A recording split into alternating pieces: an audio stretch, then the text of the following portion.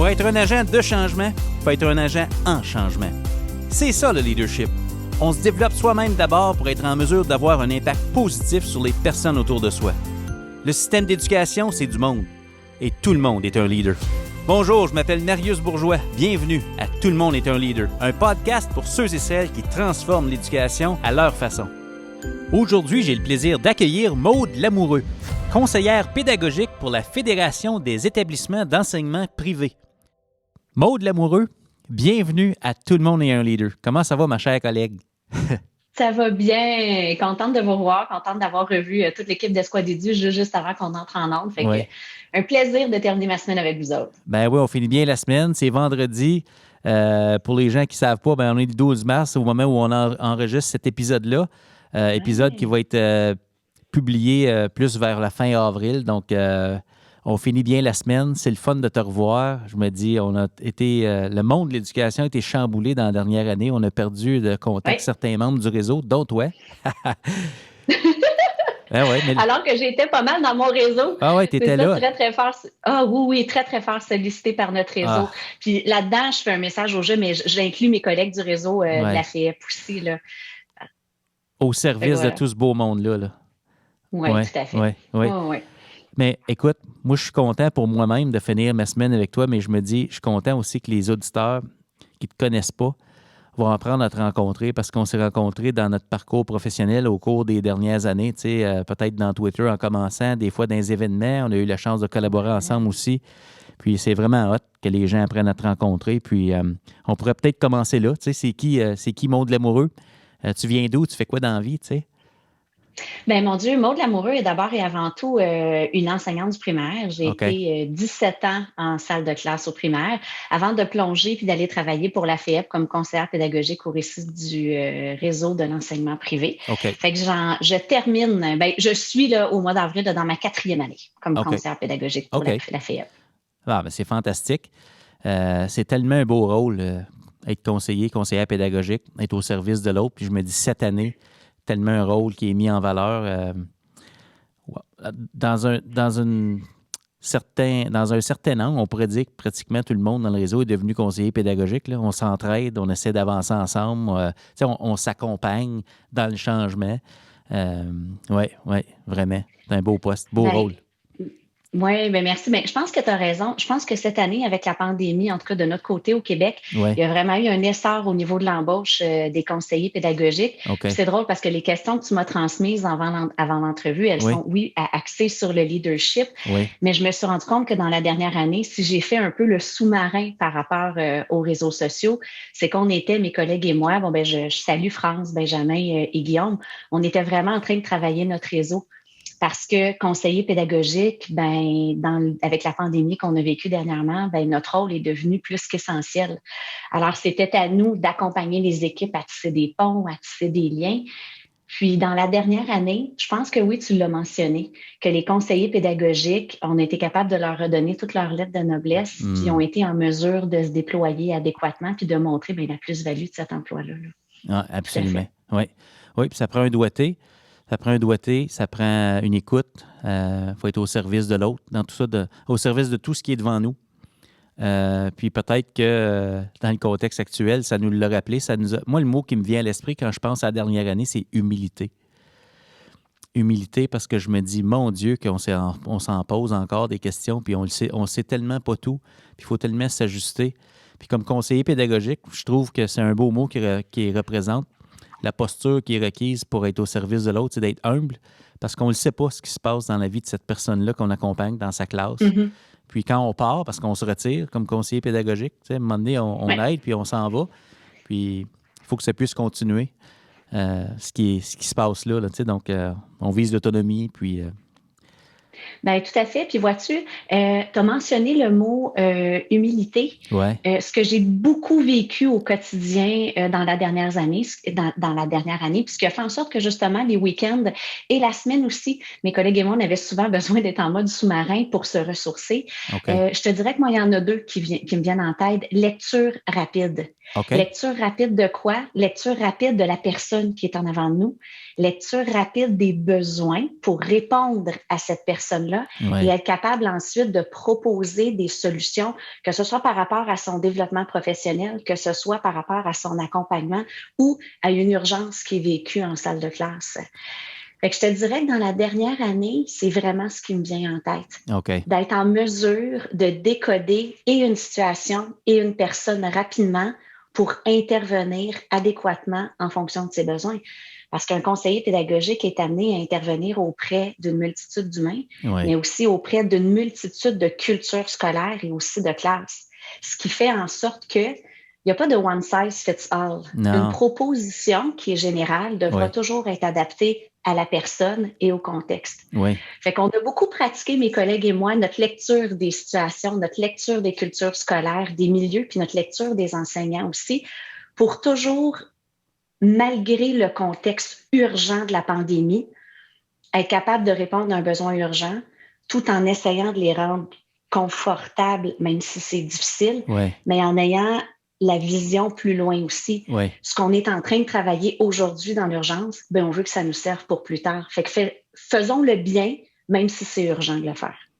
Fait que c'est avec cette ligne-là qu'on a travaillé toute l'année. Lecture rapide, action rapide, mais bien, même si c'est urgent. Ah, tout à fait, bien. Ah oui. Parce que, écoute, il n'y a rien de pire. Non, il n'y a rien de pire comme conseiller pédagogique que de devoir aller détricoter des choses qui ont été implantées moins correctement. Tu sais, tu es spécialisé en changement. Changer requiert de l'énergie. Donc, tant qu'à amorcer un changement, même si on est en temps de pandémie puis en temps d'urgence, c'est d'arriver à le faire de façon correcte. Fait que oui, je te dirais que ça nous a demandé de bonnes grilles d'analyse. On est retourné puiser dans toutes nos lectures en management, en leadership, en gestion du changement. Puis, ben, toute notre équipe, moi également, ben, on a beaucoup travaillé notre propre développement professionnel aussi pour être des meilleurs lecteurs et également nous-mêmes aller de façon urgente mais efficiente, aller combler, aller chercher nos angles morts puis les développer. Là. OK. Ben oui, absolument. C'est un poste où on donne et on reçoit énormément de nos collègues, puis il faut aussi être en mouvement, en développement, parce qu'on ne peut pas donner ce qu'on n'a pas. Moi, la question que j'ai le goût de te poser d'un point de vue de conseillère pédagogique, ça a demandé un gros ajustement au niveau de votre équipe, puis ça, on va en parler, mais qu'est-ce que tu as observé dans le système d'éducation? Il y a des gens qui ont dû se revirer sur un dizaine, comme on dit, là. Les besoins. Est-ce qu'il y a des choses communes qui vous ont été demandées, des choses, là, quand on regarde la vue d'ensemble des demandes qu'on vous a faites, que vous aviez reçues, qu'est-ce qui ressortait dans les besoins exprimés du réseau? Bien, écoute, c'est venu par vague, d'accord? Alors, à ce moment-là, c'est sûr et certain que les besoins ont évolué avec le temps. On est au mois de mars, au présent, étant donné qu'on enregistre maintenant. Fait que si je me réfère il y a de cela 1 an, bien, c'est sûr et certain que les écoles privées, dès que les écoles ont fermé l'année dernière, toutes les écoles, ça a été un mouvement massif dès le départ. Nous, on doit poursuivre l'enseignement à distance. Donc, logiquement, ce premier week-end-là, avec Normand Brodeur, qui était mon patron à l'époque, France, Benjamin, Guillaume, on a débriefé pendant tout un week-end. Nos cheveux blancs sont tous apparus ou se sont multipliés pour la plupart d'entre nous. Bien, la première chose qu'on a anticipée, puis on l'avait bien vu, c'était les besoins d'ordre technologique. Parce que d'abord et avant tout, avant même de se positionner par rapport au contenu qui serait à l'intérieur d'une plateforme numérique, il fallait d'abord et avant tout être à l'aise avec la technologie. Alors, une fois cette première vague-là passée de la technologie, on en a fait pendant quelques mois, mais on avait anticipé la deuxième vague aussi. C'est que les gens, le réseau, arriveraient assez rapidement à bout de souffle au niveau du contenu pédagogique qui est diffusé à travers justement ces technologies-là. Alors, c'est là où pour nous, c'est devenu un terrain de jeu absolument incroyable et formidable comme conseiller pédagogique. C'est qu'on est retourné, toujours en lien avec la technologie, parce que la technologie est le médium qu'on va utiliser davantage c'est notre point d'accès. C'est notre point d'accès. Fait que là, vous allez m'entendre beaucoup parler de pédagogie, mais il faut savoir que la technologie est jamais loin.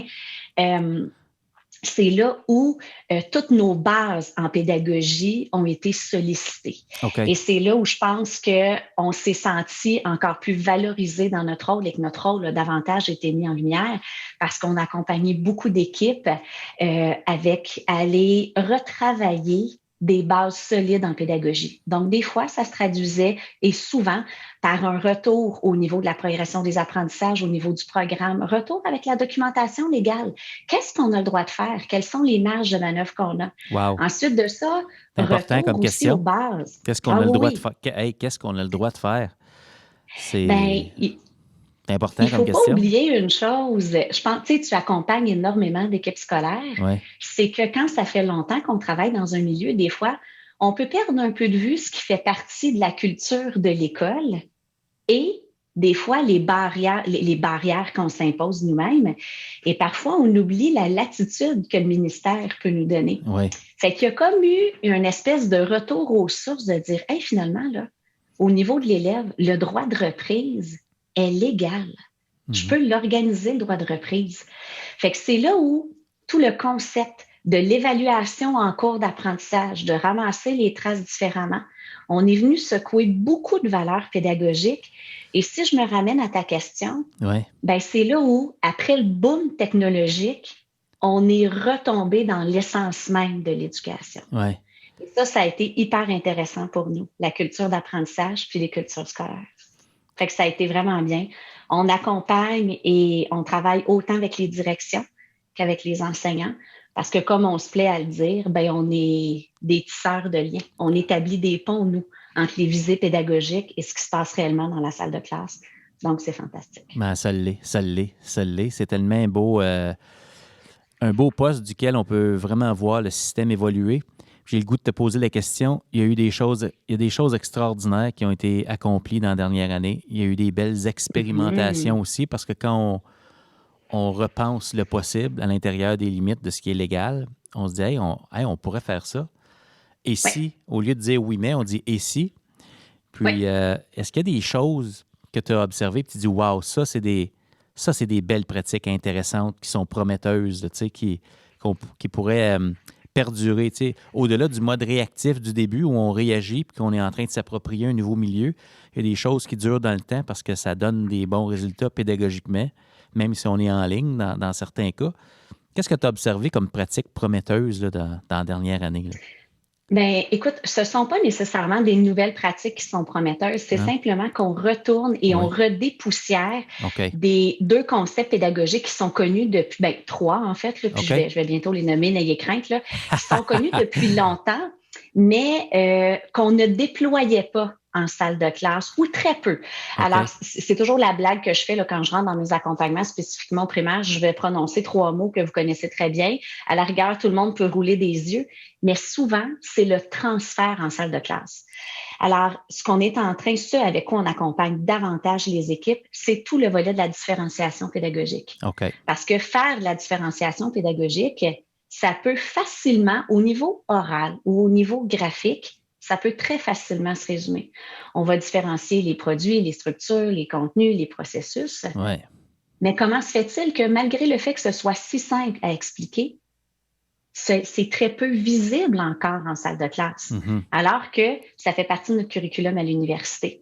Alors, on va aller défaire ce nœud-là au niveau du transfert en salle de classe. Alors, comment vraiment la vivre? Le deuxième que l'on travaille énormément, c'est le volet de l'autonomie de l'élève. Il est intimement lié à la différenciation pédagogique parce que pendant que je dois faire de la différenciation pédagogique avec mes élèves, que je veux proposer des choses différentes, bien à ce moment-là, quand je travaille avec un petit groupe d'élèves, mes élèves ne sont pas autonomes.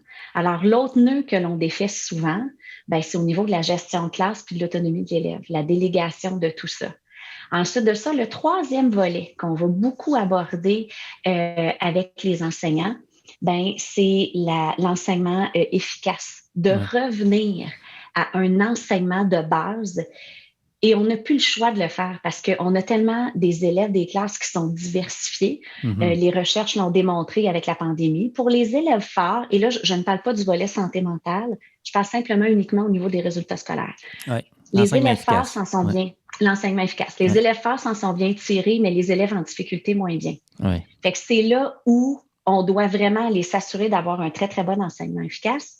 Puis là, je vais faire du pouce avec ce que le ministère de l'Éducation vient de publier là, au mois de février. On va vraiment essayer d'implanter au Québec la réponse à l'intervention, la RAI. Donc, les 3 niveaux d'intervention. Mais on ne peut plus travailler en silo. Non. On ne peut plus. Wow. Parce que si on veut travailler en palier 2, il faut être capable de différencier. Fait que c'est tout ça qu'on fait ressortir. Puis il faut s'assurer que les pratiques pédagogiques déployées au niveau 1 sont bel et bien efficaces. On ne veut pas non plus transférer au niveau 2 des choses qui appartiennent peut-être au niveau 1. Donc tu sais, peut-être le rôle du conseiller pédagogique appuie le niveau 1 pour qu'il soit maximisé. Là, tu sais, ça met en valeur le DP continu parce que l'effet enseignant, il est réel. Il est là. Tout à fait. Donc, tu as nommé 3 choses: différenciation pédagogique, autonomie et enseignement efficace. Puis, une barrière à l'autonomie, parfois, c'est gestion de classe et tout ça. Quelles sont peut-être des barrières à la différenciation? Tu sais, tu dis que c'est des principes qu'on connaît depuis longtemps. Qu'est-ce qui fait, selon toi, qu'on le voit moins, même si c'est tellement simple ou ça peut paraître le gros bon sens, là, tu sais, qu'on se dit, là, on va répondre aux besoins de nos élèves? Qu'est-ce qui nous empêche de nous rendre là en tant que système? J'ai comme l'impression que ce n'est pas des décisions conscientes que les gens font, de dire, moi, je ne veux pas en avoir. C'est pas ça, là. Qu'est-ce qui nous empêche de nous rendre là?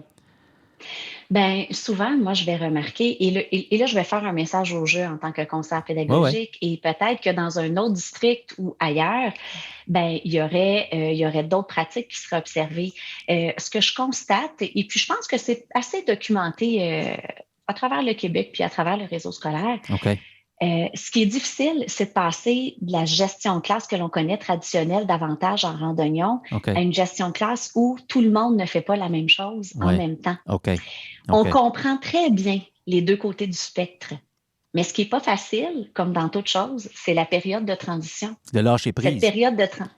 De lâcher prise. C'est plus que lâcher prise. C'est qu'on va y aller également, oui, avec une certaine forme de lâcher prise, mais il y a quand même une réalité quotidienne dans la salle de classe qui est je dois être capable d'observer mes élèves et de recueillir des traces. Donc, le temps qu'on apprenne comme professionnel de l'éducation à se déployer autrement au niveau de notre savoir-être, alors que les élèves ne font pas tous la même chose en même temps, au niveau de notre savoir professionnel, être en mesure d'observer tout ce qui se passe, de développer des nouvelles techniques de documentation pédagogique pour aller saisir toutes les occasions de recueillir des traces d'apprentissage. Ça demande une certaine pratique. Faut qu'on se pratique à faire ça. Ensuite de ça... Maude, tu as dit des mots, il faut que je les répète parce que c'est... Vas-y. J'ai jamais entendu ça dit comme ça, puis je trouve ça fantastique. Apprendre à se déployer autrement. On n'a pas le choix. Wow! On n'a pas le choix. J'aime l'image. À chaque fois qu'on fait un... non, c'est correct. Je voulais pas te couper, je suis désolé. Non, c'est correct. Puis vois-tu, à chaque fois qu'on fait un changement de pratique, je trouve que c'est ça qui est dommage. Et c'est le rôle du conseiller pédagogique, c'est d'accompagner les gens dans cette transition-là. Parce que si je fais un parallèle avec le sport, je suis une coureuse, c'est que le temps qu'on soit à l'aise dans notre nouvelle disposition de classe, dans notre nouvelle façon d'animer la classe. Puis je peux faire un parallèle aussi avec les directions scolaires qui doivent animer des rencontres d'équipe, qui doivent travailler de façon différente pour répondre aussi à de la différenciation pédagogique, mais dans le développement professionnel de leurs enseignants. On accompagne, nous, des directions là-dedans. Là. C'est plus tous vos profs qui doivent apprendre la même chose en même temps. Exact.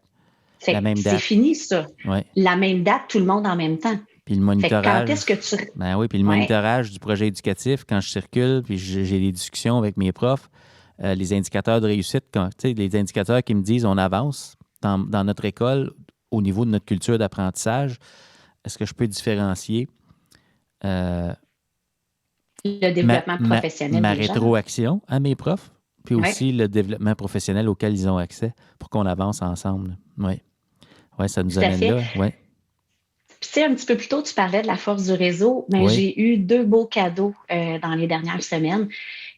suite à des accompagnements ou bien justement avec les équipes. Okay. Parce que quand on travaille en différenciation pédagogique, il y a deux volets. Oui. Alors, on doit permettre à tout le monde de prendre son envol, dépendamment dans le contenu, le processus. Mais ce qui n'est pas facile, et c'est ça qui est délicat. Et c'est là où je pense que l'enseignant prend toute sa valeur, ou encore l'administrateur scolaire va prendre toute sa valeur. Quand est-ce qu'on ramène tout le monde? Ouais. Parce qu'il faut laisser les gens prendre un certain envol, mais il ne faut pas que tout le monde parte de son côté. Il faut ramener tout ce beau monde-là à bon port. Ben, j'ai des directions qui m'ont partagé des cartes conceptuelles de développement professionnel qu'elles sont en train d'établir avec leur équipe. Puis écoute, c'est un pur cadeau que de les accompagner à tisser des liens et ensuite à créer des outils qui leur permettent à elles, ces directions-là, parce que oui, je vais surtout parler de femmes. J'accompagne beaucoup le primaire, qui leur permettent après de bien suivre leurs enseignantes, leurs enseignants, mais d'être capable aussi ensuite de prévoir les liens logiques dans le développement professionnel pour éviter qu'on se fatigue. Que ça s'emboîte un petit peu comme une partie d'échecs. Il y a des mouvements qui sont plus logiques que d'autres à faire. Donc voilà. Absolument. Mais dans cette optique-là de mouvement logique à faire, j'ai le goût de revenir là-dessus parce que je pense que tu peux nous éclairer.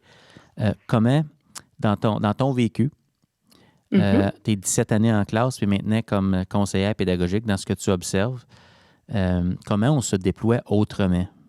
Donc, comment on fait cette transition-là? Parce que, tu sais, on parle d'enseignement efficace, puis il y a deux choses qui sont indissociables dans cette transition-là. C'est ma capacité à gérer la classe positivement et ma capacité d'avoir un enseignement efficace. Puis, graduellement, je me déploie autrement. Est-ce qu'il y a des conseils ou des choses que tu observes qui fonctionnent mieux que d'autres dans cette transition-là vers le « hey, je suis capable de différencier, puis c'est pas tout le monde qui fait quelque chose, qui fait la même chose en même temps. » Là, tu sais, là. Ça ressemble à quoi des premières étapes vers ça, là, dans ce que tu as observé? Là? Les premières étapes vont toujours dépendre de l'individu qui est en avant de nous. D'abord et avant tout, il y a toujours une première chose que je vais dire aux enseignants. Puis ça, je suis obligée de te le partager, Marius, parce que ça fait partie de mon parcours. Alors que j'étais au bac en enseignement préscolaire primaire, encore au bac, je suis tout de suite allée faire un certificat en management aux hautes études commerciales au HEC. Et ensuite, j'ai tout de suite terminé, j'ai complété avec une maîtrise en administration scolaire. Et c'est important que je le mentionne ça parce que ça a complètement teinté le reste de ma pratique pédagogique. Alors que j'étais au bac, on m'a beaucoup appris à réfléchir en fonction des besoins des élèves, de prendre soin des élèves. On m'a peu appris à travailler de façon efficiente et à être capable de prendre un pas de recul, à analyser ma pratique, je vais dire froidement, mais c'est pas de façon négative. À prendre un pas de recul, à analyser ma pratique pédagogique comme si j'étais une personne extérieure, comme un administrateur le ferait, pour être capable ensuite d'aller dégager les grandes lignes et d'aller voir où sont les angles morts, où on perd du temps. Ce qui fait en sorte que si je fais le transfert avec la différenciation pédagogique, la première chose que je demande aux enseignants, c'est la suivante, c'est vous allez faire des erreurs. Et c'est normal. Ces erreurs-là ne doivent pas vous envahir au niveau de vos émotions. Vous devez les documenter pour être capable de mieux réagir ensuite. Mais si on se laisse envahir par l'émotion, bien à ce moment-là, c'est sûr et certain qu'on ne sera pas capable de faire la transition. Et habituellement, je demande aux enseignants aussi de documenter les difficultés qu'ils vont rencontrer parce que les difficultés ne seront pas nécessairement les mêmes dans la classe de A que dans la classe de B.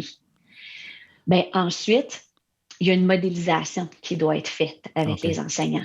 La première étape, ben, si là, je me ramène littéralement au vécu dans la salle de classe, c'est que si vous voulez travailler en différenciation pédagogique, ne dites pas à vos élèves, ça y est, les ateliers sont prêts aujourd'hui, on se lance. On doit modéliser les façons de travailler différemment et y aller avec les élèves une bouchée à la fois. Alors, souvent, on a tendance à présenter. Il faut outiller nos élèves à être capables de se déployer comme élèves autrement aussi à travers ça. Ben oui.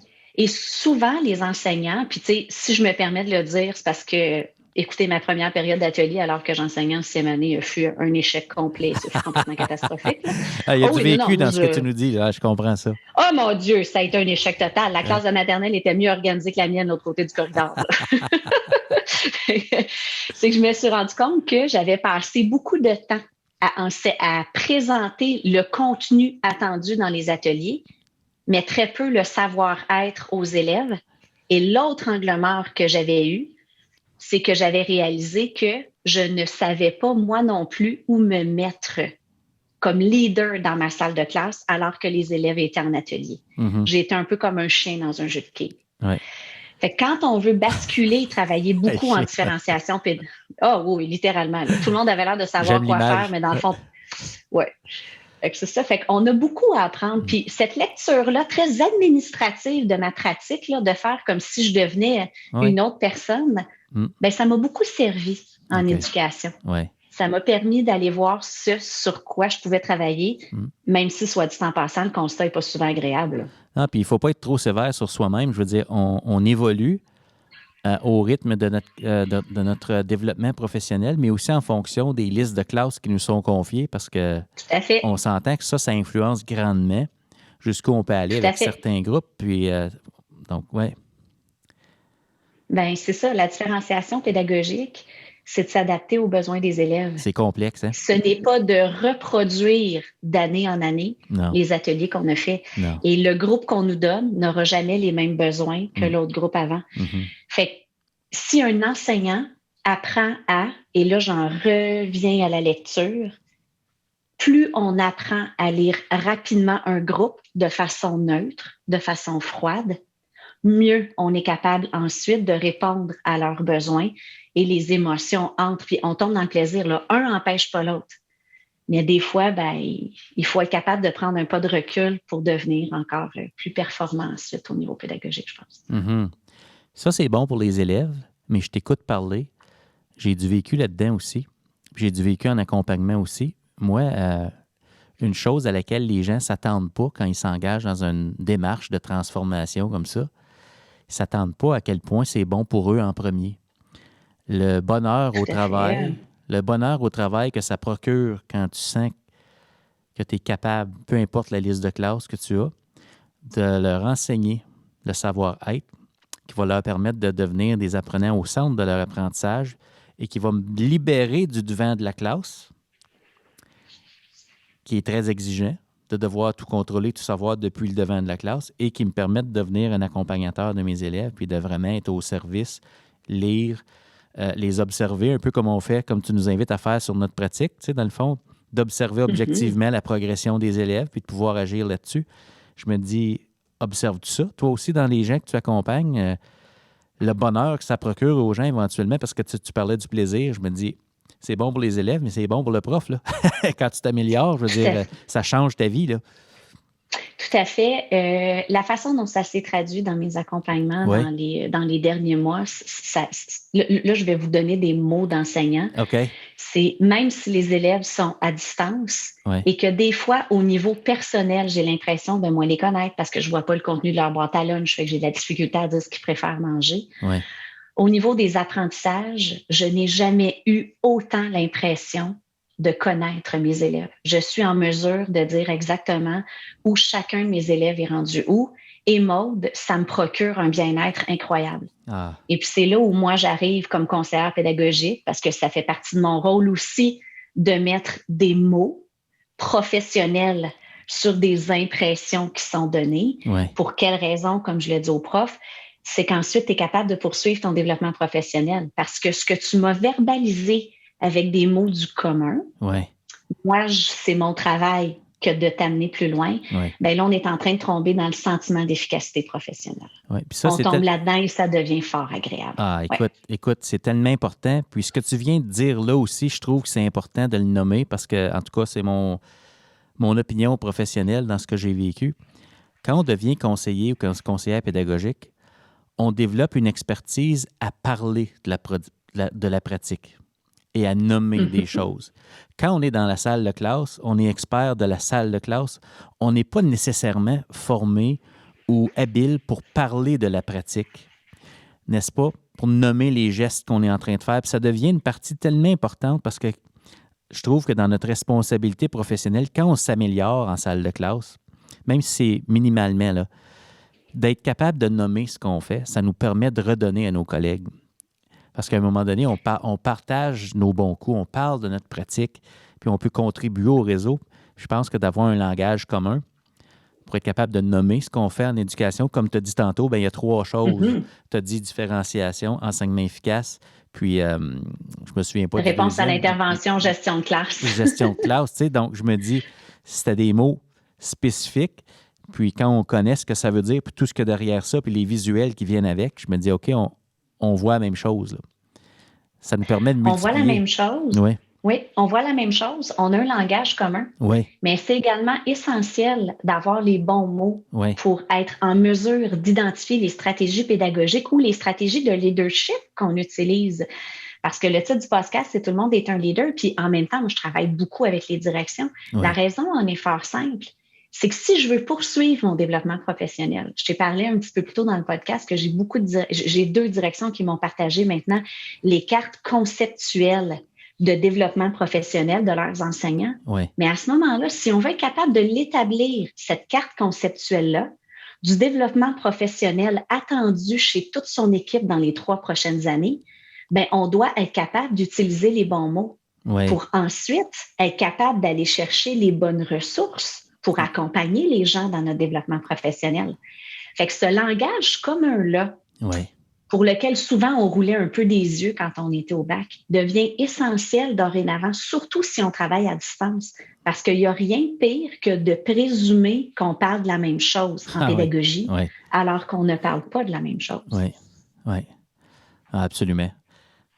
Absolument. Plus on se rapproche de l'évaluation, plus on parle de la même chose, mais on ne voit pas nécessairement de la même chose quand vient le temps de parler de ça, la réussite, ça a l'air de quoi, le jugement, tout ça.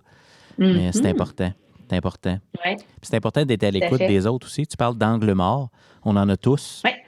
Puis en tout cas, j'ai l'impression que plus je vieillis, plus je suis en éducation, plus je deviens conscient de mes angles morts. Donc, c'est important de s'entourer puis d'être capable d'en parler humblement avec des collègues. Plus j'avance, plus j'ai des questions. Là. Oui, puis un petit peu plus tôt dans le podcast, tu me demandais comment est-ce que tu as été en mesure, toi, de faire cette transition-là au niveau professionnel. Je t'avais dit que dès le début de mon parcours, j'étais allée au HEC. Ben moi, c'est ce que j'aurais envie de dire aux gens de l'éducation. On a fait notre école primaire, on a fait notre école secondaire, on est allé au cégep tout de suite à l'université en Ontario, puis après, on est retombé dans une classe. Allons faire du développement professionnel avec des organismes qui ne s'adressent pas nécessairement aux enseignants. On nous force à mettre d'autres lunettes. Tellement bon point. C'est extrêmement nourrissant. Et je réalise, et c'est ça qui est très, très utopique, et je pense que tous les membres de mon équipe seraient d'accord, autant France, Benjamin, Guillaume que Christian Leblanc, mon nouveau patron.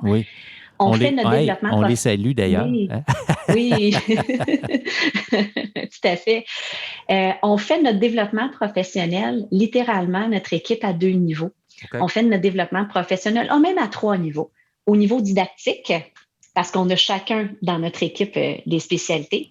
On va faire notre développement professionnel au niveau pédagogique, mais on fait aussi beaucoup de notre développement professionnel à l'extérieur. Fait qu'on va aller suivre des formations au HEC, on s'est inscrit à des cours en ligne avec Harvard, avec Stanford, avec l'Université de Toronto. On va aller pêcher un peu à gauche, à droite, et c'est incroyable, le bagage, les nouvelles lunettes que ça nous donne. Puis, on apprécie. Qu'est-ce que tu as appris récemment en lien avec ça? Que tu dis, wow, ça a ajouté à mes lunettes, là. Parce que je sais que vous êtes en mouvement, vous avez suivi ça, ces choses-là. Quels nouveaux apprentissages, après le HEC, ont nourri cette nouvelle lunette-là? Je suis curieux, tu me parles de ça. Bien, je te dirais que, et de un, ça nous a beaucoup aidé à faire des nouvelles lectures par rapport au monde de l'éducation de façon générale.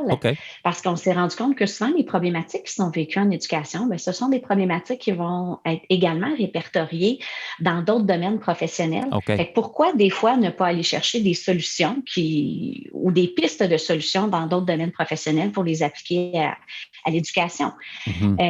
Ensuite de ça, je te dirais que ce que ce qu'on en retient énormément, parce que même si on a suivi des formations qui s'adressaient au Adult Development Learning, tout le monde est clair, même dans les milieux en dehors de l'éducation, qu'il y a vraiment un besoin de leadership par le milieu qu'ils vont appeler, que le L&D, le Learning and Development, là, le L&D d'une compagnie, on doit lui redonner ses notes de noblesse, les asseoir à la table de gestion. Pour quelle raison?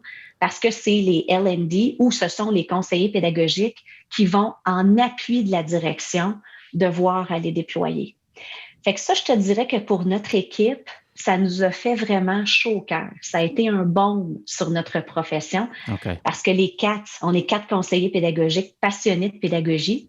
Puis on se rend compte que nous, comme je le disais au début, on tisse des ponts entre la salle de classe dans laquelle on rentre et les visions de la direction. Ouais. Fait qu'à ce moment-là, on a redécouvert les travaux de Mintzberg, on a redécouvert on a travaillé beaucoup avec les travaux de Michael Fullen. Fait qu'on est allé fouiner un peu partout.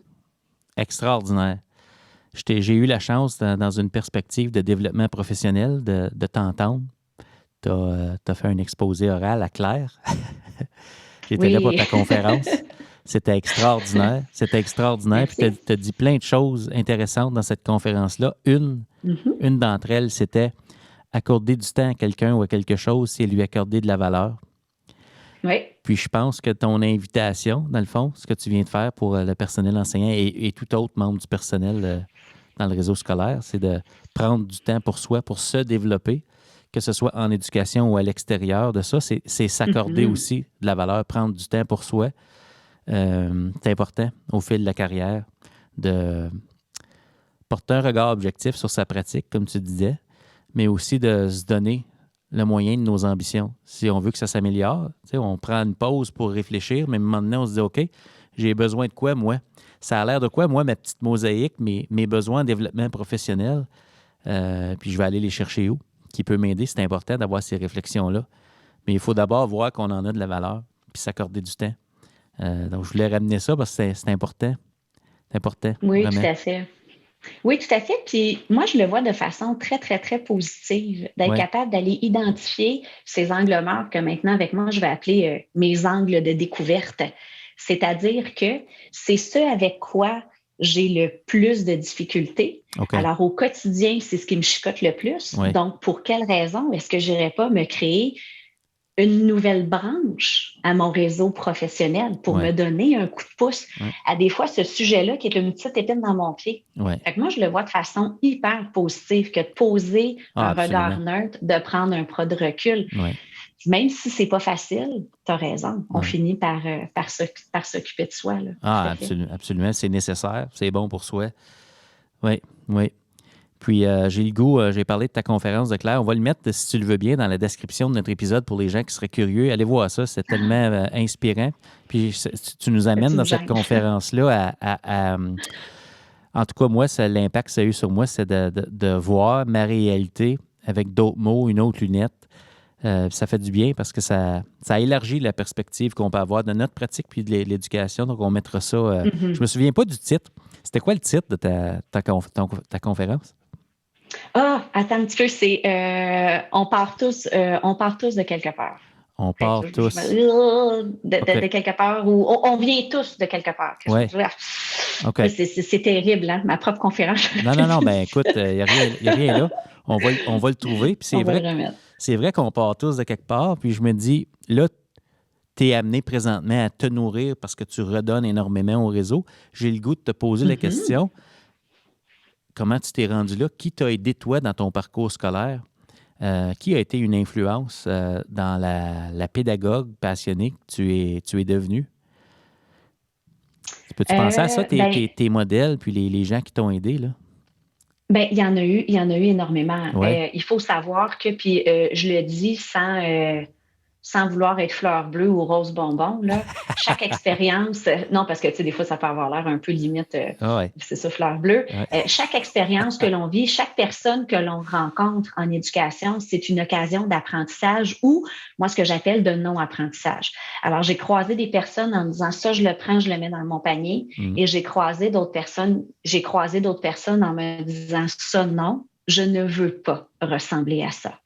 je refuse de m'engager dans cette voie-là. Ouais.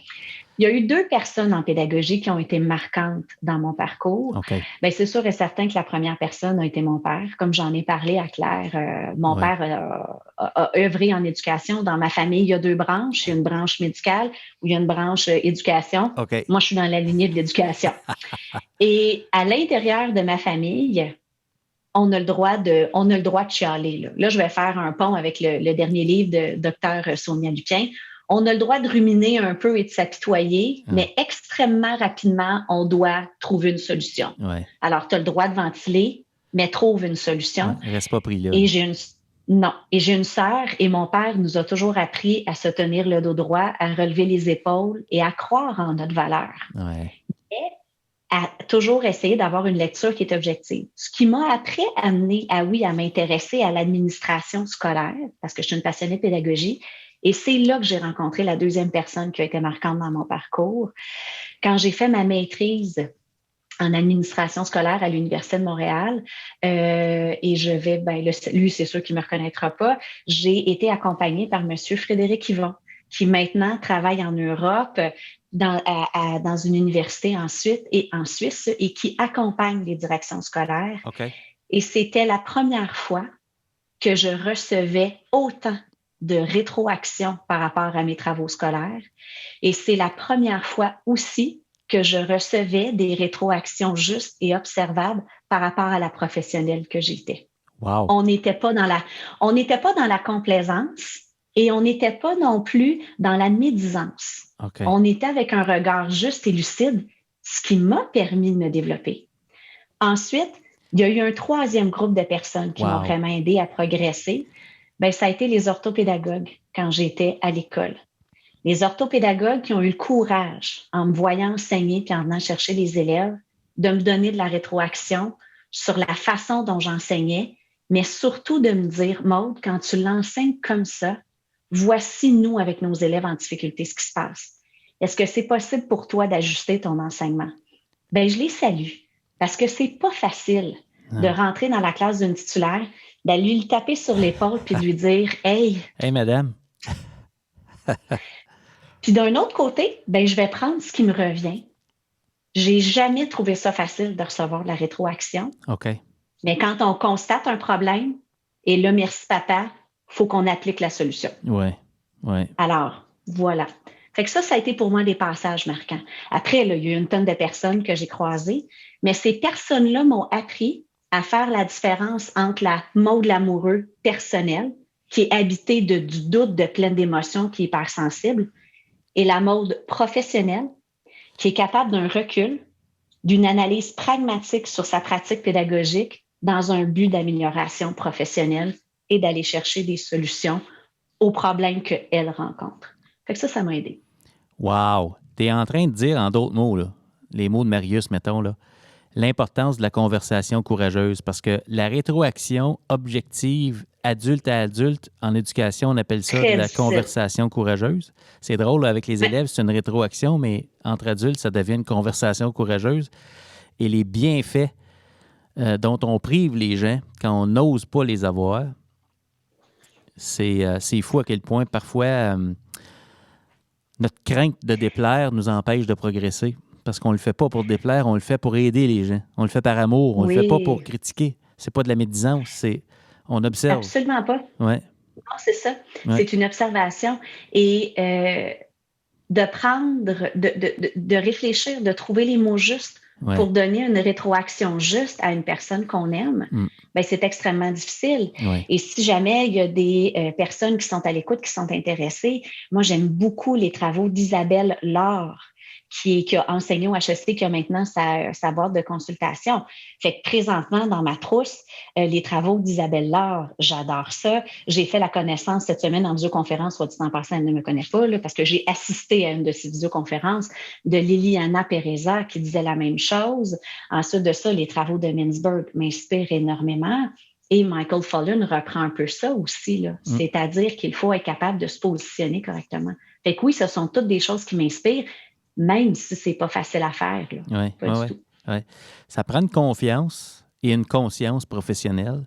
Puis il faut aussi être conscient de nous, on en est où dans notre progression en éducation, parce que ça prend toute une carrière pour devenir compétent. Je veux dire, on a toujours une prochaine étape en pédagogie, parce qu'on change, les temps changent, mais aussi nos listes de classe changent d'une année à l'autre, ou notre liste de personnel, ou nos collègues, tu sais, là.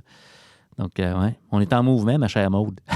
Oui, toujours, toujours. Et c'est pour ça que même malgré, puis là-dessus, je salue toute l'équipe formidable avec laquelle je travaille, c'est qu'on s'est toujours efforcé, même si on avait cette année, dans la dernière année, les 2 pieds dans l'urgence. Oui, oui.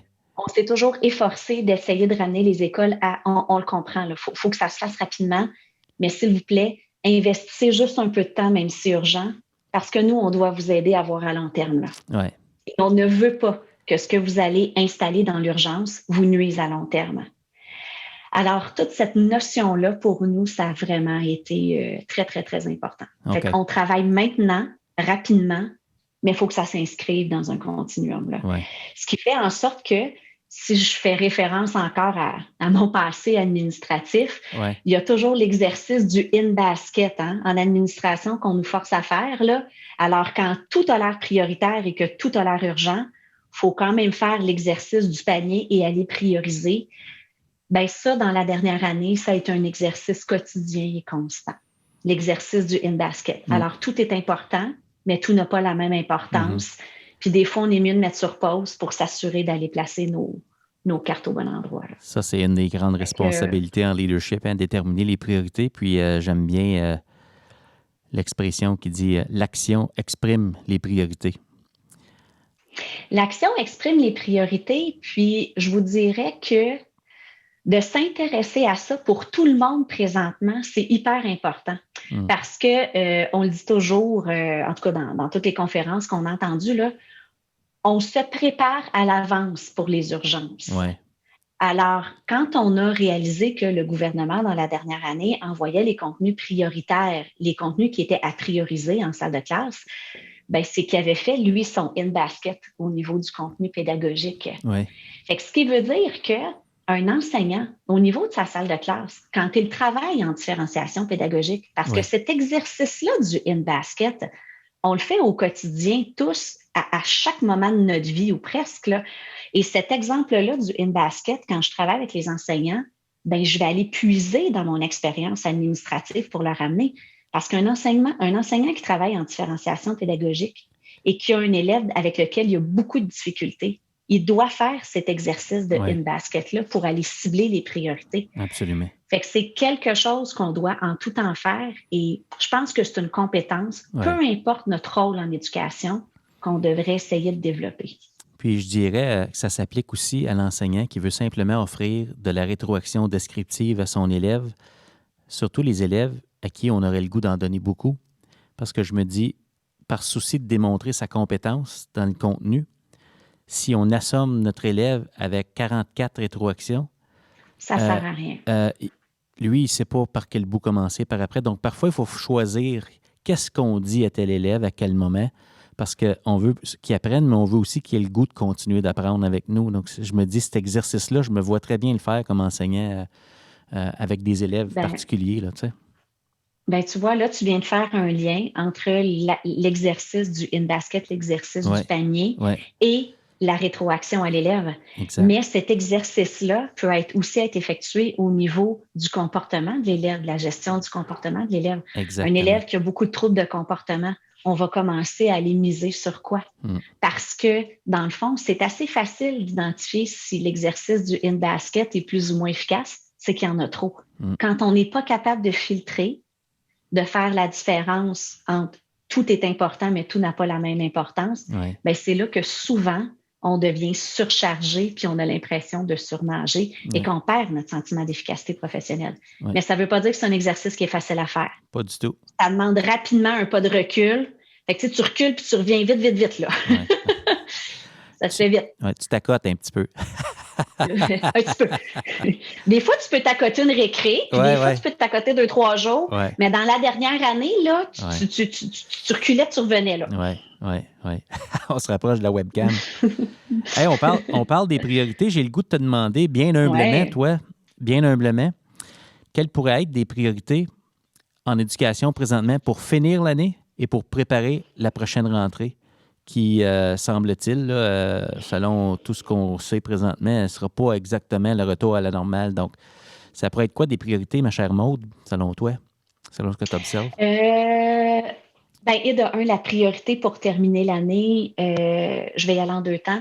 C'est sûr et certain que ce serait de garder les élèves motivés et continuer d'aller à l'école. Ouais, on ne se le cachera pas. Ouais. Avec les élèves du primaire, le terrain nous dit que ça demeure difficile. Je n'enlève rien à la situation qui est vécue, mais étant donné que les élèves sont davantage en salle de classe, la motivation demeure ardue à beaucoup de niveaux, mais quand même, ça s'approche plus de ce qu'ils connaissaient les autres années. Mais j'ai une pensée très spéciale pour les élèves au Québec de secondaire 3, 4, 5, qui sont à 50 %. Ouais. Alors, de maintenir cette motivation-là, mais aussi de faire en sorte qu'ils aient le goût de continuer l'année prochaine. Ouais. L'année prochaine, au niveau de la rentrée scolaire, je vais te répondre avec un terme pédagogique, avec 2 choses. On va devoir être en mesure de faire rapidement, d'orchestrer de la différenciation pédagogique et avec les tout-petits, de mettre sur pied de la réponse à l'intervention parce qu'on sait que l'intervention précoce avec des jeunes élèves, c'est un facteur, un prédicteur de réussite scolaire. Ouais. Donc, de mettre en œuvre la réponse à l'intervention. Ce serait deux choses là, que je verrais. Fantastique. Merci pour ça. Il fallait que je te pose la question. Il n'y a pas de souci. Hey, j'en aurais plein d'autres à dire, mais j'en doute je me suis fait mon in-basket c'est rapidement. Ça. Tu n'es pas assommé Marie cet après-midi. Ouais. Hey, j'ai du plaisir. Puis le temps file, puis j'ai le goût de jaser plein de choses. Donc, je me dis, on serait peut-être rendu à notre portion rafale. Vas-y. Puis, je te lance un mot, une expression, puis tu me dis rapidement ce qui te vient à l'esprit, puis ça va nous permettre de toucher différents points là, en rafale. OK. Mon premier, c'est hey, qu'est-ce qui te manque le plus dans la dernière année? Tout a basculé. Voir ma famille en physique. Ouais. Je pense que c'est comme tout le monde. Ouais. Juste ma vie normale. Oui. Contact humain ma vie normale. Oui. Les petites choses. Oui. Les petites choses du quotidien. Ouais. OK. Ouais. Collègues au pluriel. Collègues au pluriel, très précieux. C'est rare des très bons collègues, fait qu'il faut y faire attention. 3 mots qui te décrivent bien. Ouf. Intense. On me dit tout le temps. Ouais. Intense. Énergique, je pense que j'ai pas mal d'énergique. Je te dirais, j'aurais envie de te dire curieuse, parce que, tu sais, une des premières questions que tu m'envoyais dans le document, c'était de savoir comment j'occupais mon temps libre. À part le plein air, j'étudie, fait que je vais mettre studieuse. Excellent. Vois-tu, là-dessus, par rapport à moi, je suis très capable de m'observer professionnellement. Ouais, t'es pas mal bonne. Personnellement, devant une caméra, je trouve ça très difficile. Ouais, c'est pas le fun de se regarder à l'écran. Ben non, c'est clair. Non. Alors que professionnellement, je suis neutre. Je vais être capable de le faire parce que je te l'ai dit, je fais une différence entre la mode à la maison et la mode dans un contexte professionnel. C'est 2 choses. OK. Le meilleur conseil qu'on t'ait donné? C'est celui de mon père, souvent. C'est redresse-toi les épaules, aie confiance en toi, puis quand il y a un problème, cherche une solution. C'est ça. Ça ne veut pas dire que c'est facile, là. C'est comme... Non. Oh, ouais. You go, girl. Ouais. Mon père a élevé ses filles à... C'est ça. Merci. Télétravail. Tanné. Je ne suis pas conseillère. Puis je remercie si j'ai des écoles que j'accompagne qui m'écoutent. Je les remercie tellement parce que je vais dans les écoles. On prend énormément de précautions et tout, mais je vais dans les écoles puis je vais à la rencontre des enseignants. Ce qui me manque, c'est la portion que j'ai pas, c'est d'aller avec les enseignants dans leur salle de classe cette année. Mais ça, c'est pas possible. Mais oui, je vais dans les écoles, mais en volume, moins, mais ça manque. Fait que tanné, mais je vois le bout. En tant que leader, qu'est-ce qui te rend heureuse? Ma réponse va être en 2 temps.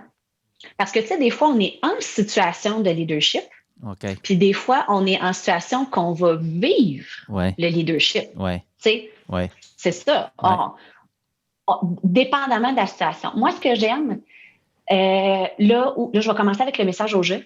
Okay. Je suis fière de moi quand la situation dans laquelle je dois exercer une forme de leadership, parce que j'aime beaucoup la définition de Mintzberg, qui est assez large par rapport à ça, qui dit que c'est toutes les actions qu'un manager ou qui est la personne qui est en position d'autorité, je le mets entre guillemets cette fois-ci, adopte. Mais après, il y a différents comportements qu'il va nommer. Alors, quand je réalise qu'à l'heure que j'étais en position de leadership, j'ai été en mesure d'aller chercher les bonnes caractéristiques du leader qui sont attendues dans cette situation particulière-là. À l'inverse, quand je suis la personne qui va recevoir, qui va vivre le leadership de l'autre, je reviens à lecture, j'apprécie que le leader qui est en avant de moi ait les petites antennes et soit rapidement capable de lire la situation, tant au niveau formel qu'informel, pour être capable de rebondir là-dessus. OK. Ça, je l'apprécie. Wow. Ça, j'appelle ça, madame, une réponse complète. J'apprécie. Prof, Marius, je m'excuse. J'apprécie les deux dimensions que tu nous as partagées, quand tu donnes, quand tu reçois. Oui, j'adore ça. Oui, parce que des fois, on le reçoit, puis des fois, on l'applique. Et des fois, notre leadership ne se manifestera pas nécessairement de la même façon. Fait que je présume que tu discuterais avec plein de personnes qui me connaissent et chacune aurait une vision de moi en tant que leader, dépendamment de la situation dans laquelle cette personne-là a eu au niveau personnel ou professionnel à interagir avec moi. Ouais. Mes ados diraient probablement pour le moment que je suis un petit peu dictatoriale, par exemple. Par exemple, ça me vient à l'esprit juste comme ça. Ouais. Juste comme ça. Alors que je fais la blague, quand je rentre dans les écoles, je suis conseillère pédagogique et non pas dictateur pédagogique. Et aussi ensuite, il y a le niveau de l'urgence. Est-ce que des fois, on a besoin d'un leadership collaboratif? Ou s'il y a urgence, on a besoin d'un leadership un peu plus dirigé? Et je pense que c'est ça que la pandémie a mis en relief dans la dernière année. C'est qu'étant donné qu'il y avait urgence, souvent, les recherches l'ont fait ressortir en leadership, c'est qu'on avait besoin de leaders qui assumaient de fixer les règles pour rapidement que les équipes se mettent au travail. Ouais. Alors qu'en temps normal, quand on a le temps, on va davantage se retourner vers quelque chose qui est collaboratif. Ou as-tu entendu parler du communityship? Ouais. J'en ai beaucoup entendu parler dernièrement, puis ça pique ma curiosité. Fait que voilà, c'est ça mon point. C'est extraordinaire. DP continue. Je croise mes doigts. Présentement, je vais t'expliquer pourquoi je croise mes doigts. Présentement, je suis en train de suivre une formation en leadership féminin. La raison pour laquelle ça a beaucoup piqué ma curiosité avec le HEC, ces 4 jours de formation-là, parce que tu sais, en éducation, il y a beaucoup de femmes, beaucoup de femmes qui deviennent des leaders. Et on opère une transition qui est assez délicate. Souvent, on va devenir des fois des leaders de nos anciens collègues. Donc, comment est-ce qu'on opère toute cette transition-là? Et de un, dans son propre rôle, de la salle de classe à personne un peu plus administrative. Fait que ça, c'est vraiment aller piquer ma curiosité. Puis, je suis en attente d'un résultat pour savoir si je serai admise dans une 2e maîtrise en développement organisationnel. Fait que, wow! Je sais. On verra. On croise les doigts certains. Je te souhaite tellement bon succès avec ces prochaines étapes-là. Ben oui. On verra. Je croise mes doigts aussi. Puis écoute, si c'est pas ça, merci papa. Oui. J'ai déjà un plan B puis j'ai déjà un plan C. OK. On verra bien. Okay. Mais voilà. Écoute, en lien avec ces plans-là, tu vises sûrement quelque chose. J'ai le goût de te poser la question. Ta prochaine étape, ça a l'air de quoi? Si tu as le droit de le dire, là, tu sais. Ah, non, mais écoute, c'est vraiment très drôle que tu me poses la question parce que ma prochaine étape, elle est toujours à déterminer. Okay. Si tu regardes mon curriculum vitae, je te l'ai mentionné tantôt. Moi, je fais du plein air où j'étudie. Okay. Fait que, tu sais, je suis quand même une drôle de bébite, là. Ouais. J'ai 43 ans. Je vais avoir 43 ans, je peux le dire. Oui. Mais ce qui fait en sorte que, tu sais, commence à faire des mathématiques. Tu sais, j'ai un bac, j'ai un certificat, j'ai une maîtrise en administration scolaire, j'ai un certificat de 2e cycle en neuroéducation. Fait qu'apprenante à vie, je le fais toujours. OK. Est-ce que ce que j'ai l'intention de faire avec cette maîtrise-là? C'est sûr et certain que c'est de continuer à travailler en conseillance pédagogique. La raison en est fort simple, c'est que j'adore la position dans laquelle je me retrouve. Mais après, c'est à déterminer. Je me projette pas aussi loin. OK. Fallait que je te pose la question. Hey, c'est de toute beauté jaser avec toi. On arrive à la conclusion de notre entretien. J'ai le goût de te poser la question avec ce regard-là systémique que tu as. Disons qu'on se projette dans l'avenir, puis on n'a pas de boule de cristal, personne. Puis on a parlé des priorités pour d'ici la fin de l'année, puis pour la rentrée scolaire. Si on faisait le même exercice pour l'éducation dans l'après-pandémie éventuelle, quelles pourraient être des priorités en éducation pour nous aider à continuer de répondre le mieux possible aux besoins des jeunes qui nous sont confiés? Bien, et de un, se donner les moyens de nos ambitions. Je pense que clairement, on va se donner les moyens de nos ambitions. Là. On a des ambitions, on va se donner les moyens de ça. De baser également les interventions et les choix administratifs sur ce qui fonctionne, ce qui est documenté par la recherche. Ce qui veut dire que l'intervention précoce, c'est documenté par la recherche. Là, je fais un lien avec la réponse à l'intervention. Mes collègues de travail doivent rouler des yeux tellement j'en parle tout le temps. Mais l'intervention précoce, d'accord, auprès des élèves, bien, c'est sûr et certain que ça a un impact majeur. Le soutien scolaire des garçons, le sport à l'école, c'est sûr et certain. On sait dans quoi il faut investir. C'est su, c'est documenté, c'est appuyé par la recherche. Bien là, il reste exactement comme avec la différenciation pédagogique dont on a discuté un peu plus tôt, il faut le faire. 1, 2, 3, go. Oui, 1, 2, 3, go. Et j'aimerais que les écoles aient la possibilité d'être plus réactives en fonction des besoins de leur milieu spécifique. On a déjà un premier pas qui a été fait au Québec. Réactive, tu veux dire que les écoles aient plus d'autonomie? C'est-à-dire que les structures d'administration scolaire soient réellement au service de la pédagogie. Et non pas que la pédagogie se perde dans un dédale d'administration scolaire pour justifier ce dont elle a besoin. OK. Wow. Ça, c'est un tweet, ça. Peut-être. Oui. non, mais OK, je t'entends haut et fort. Fantastique. OK, se donner le moyen de nos ambitions, puis dans le fond, que la structure devienne au service de la pédagogie. Là. Ouais. Tout à fait. Ouais. Alors que souvent, on va sentir que la pédagogie doit se perdre dans les dédales de la structure pour faire valoir son point. OK. Et tout ça, dans le fond, c'est pour le bien de l'élève. Oui.